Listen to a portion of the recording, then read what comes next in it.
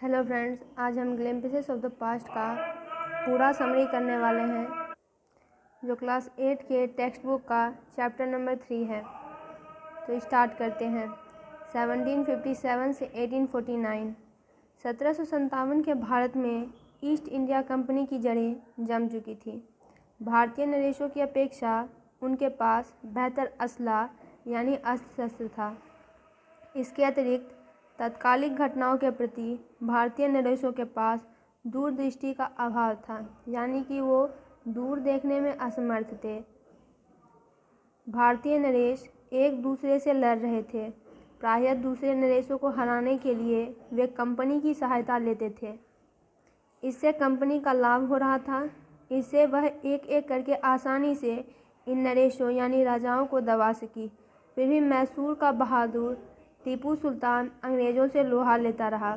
टीपू सुल्तान के पिताजी थे, वो भी अंग्रेज़ों से लोहा लेते रहे और युद्ध में ही उनकी मृत्यु हो गई थी। और बाद में उनके बेटे टीपू सुल्तान ने इस युद्ध को कंटिन्यू किया था। अंग्रेज़ों से लड़ता हुआ ही वह युद्ध में मारा गया। अंग्रेजी शासन के प्रति पूरे देश का रवैया एक जैसा नहीं था। कुछ ऐसे लोग थे जो शांति कायम करने के लिए अंग्रेज़ों के प्रति आभारी थे। अन्य इस बात को लेकर दुखी थे कि भारत पर विदेशियों का शासन हो गया था। 1765 से 1836 सामाजिक स्थिति बिगड़ी हुई थी। धर्मगुरु छुआछूत और बाल विवाह जैसी बेहुदा बातों के समर्थन में बात कर रहे थे। सच तो यह है कि भारतीयों का स्वाभिमान जाता रहा था। अंग्रेज उनसे घृणा करते थे। किसानों और दस्तकारों की हालत सबसे बुरी थी। भारी भरकम करों ने किसानों को तबाह कर दिया था। अंग्रेज़ों ने कुशल दस्तकारों यानी एक्सपर्ट आर्टिसंस के अंगूठे काट दिए थे। अधिकतम लाभ कमाने के लिए अंग्रेज़ों ने हर तरीका अपनाया था। इंग्लैंड से आने वाले माल पर कोई टैक्स नहीं था। राजा राम मोहन राय 1772 से 1833। इनकी मृत्यु इंग्लैंड के ब्रिस्टल में हो गई थी। देश की बीमारी यानी खामियों को, कमियों को राजा राम मोहन राय समझ सके। उन्होंने समाज सुधार का प्रयत्न किया। उन्होंने लोगों को सिखाया कि हर धर्म की मूल शिक्षाएं समान थी।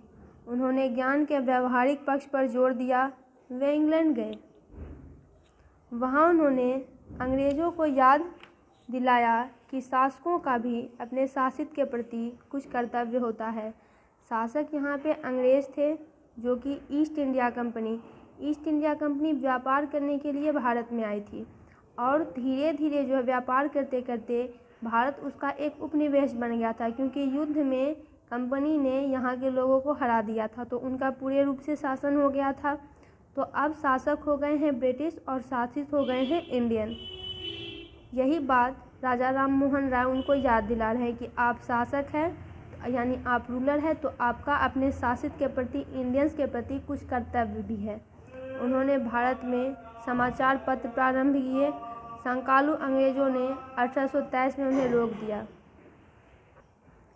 ऑपरेशन यानी उत्पीड़न 1765 से 1835। 1818 में एक प्रस्ताव पास हुआ। इसके अधीन किसी भारतीय को बिना कचहरी में मुकदमा चलाए जेल भेजा जा सकता था। अंग्रेज अफसर बड़े बड़े वेतन लेते थे। इसके अतिरिक्त वे व्यापार में दौलत कमा रहे थे। 1829 तक ब्रिटेन से आयातित होने वाले सामान का मूल्य 7 करोड़ रुपए हो चुका था। यहाँ तक कि तत्कालीन भारत के अंग्रेज गवर्नर जनरल बेंटिक ने इंग्लैंड को भेजी अपनी रिपोर्ट में लिखा कि कपास के बुनकरों की हड्डियों से भारत के मैदानों में खून रिस रहा है। इस प्रकार भारतीय उद्योगों की तबाही पर अंग्रेज समृद्धिशाली हो रहे थे। डिससैटिस्फैक्शन यानी असंतोष 1835 से 56।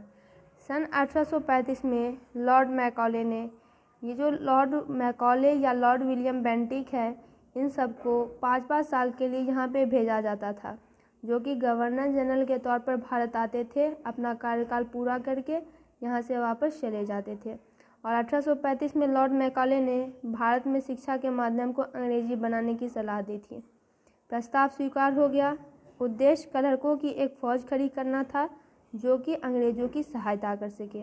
यह हुआ, परंतु इसके साथ ही बुद्धिजीवियों की एक नई पीढ़ी तैयार हो गई। उनमें से कुछ ने सामान्य जन को शिक्षित करने का प्रयत्न किया। कुछ लोगों ने ब्रिटिश पार्लियामेंट में लोगों की शिकायत रखने का निश्चय किया। 1856 तक ब्रिटिश सारे भारत पर राज पा चुके थे। अब उन्हें भारतीयों की आवश्यकता की कोई चिंता नहीं थी। लोगों में असंतोष बढ़ने लगा। लोग अंग्रेजों से मुक्ति पाना चाहते थे। द स्पार्क्स यानी चिंगारियाँ 1855 से 57। नए कानूनों से संथालों में रोष था। संथाल जो होती है एक प्रकार की आदिवासी जाति होती है। 1855 में वे विद्रोह कर बैठे और उन्होंने अंग्रेजों व उनके समर्थकों को समान रूप से मारा। यह असंतोष ईस्ट इंडिया कंपनी की फौज में भी बढ़ रहा था।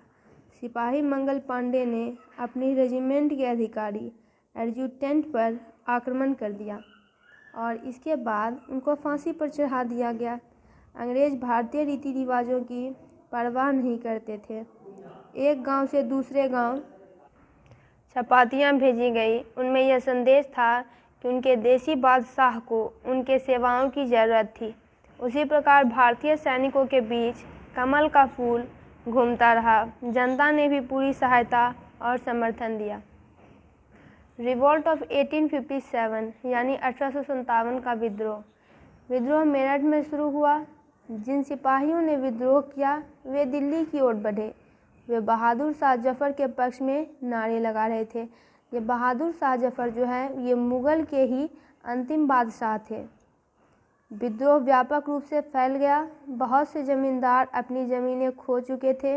उन्होंने विद्रोह को सहायता दी और ये लोग चाहते थे कि हम बहादुर शाह जफ़र को ही अपना चीफ घोषित कर ले, लेकिन वो क्या नेतृत्व कर पाते। वो इस वक्त बहुत ज़्यादा बूढ़े हो गए थे, 80+ वो हो गए थे। द फाइट फॉर फ्रीडम 1857 आज़ादी की लड़ाई 1857। बहुत से शासक जैसे लखनऊ के हजरत महल या फिर आप कहें बेगम हजरत महल असंतुष्ट थे। अंग्रेज़ों ने उनके राज हड़प लिए थे।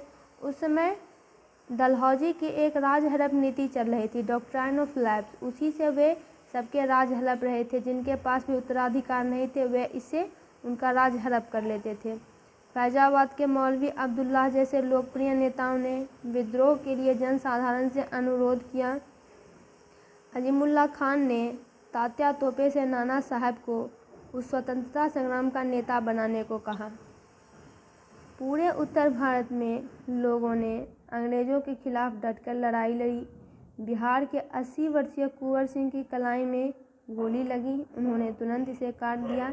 इसे गंगा में फेंकते हुए उन्होंने कहा कि यह उनकी अंतिम भेंट थी। दोस्तों, इसका पूरा समरी कंप्लीट हुआ।